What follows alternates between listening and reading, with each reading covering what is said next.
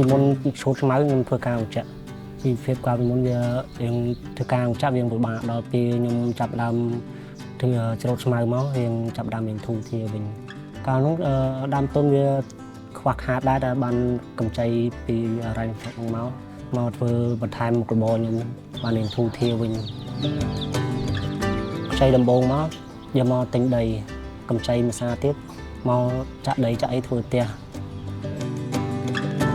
បើដល់ពេលលើកទី3ខ្ញុំកម្ចីមកទិញឡានទិញម៉ាស៊ីនបូមទឹកបរិយាមុខរបរខ្ញុំបានមានធូរធារជាងមុនអញ្ចឹងដោយសារអីឡានវាដឹកបានច្រើន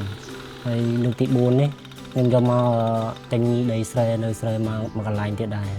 កម្ចីពីហិរញ្ញវត្ថុមកនេះគឺបរិយាមុខរបរខ្ញុំដឹកបានពីកន្លែងកាលពីមុនមកខ្ញុំមានតែមួយកន្លែងទេតាំងពីមុនតឥឡូវខ្ញុំបានកម្ចីពីក្រហិរញ្ញវត្ថុនឹងមកមានអារម្មណ៍ថាគ្រួសារខ្ញុំរីកចម្រើនច្រើន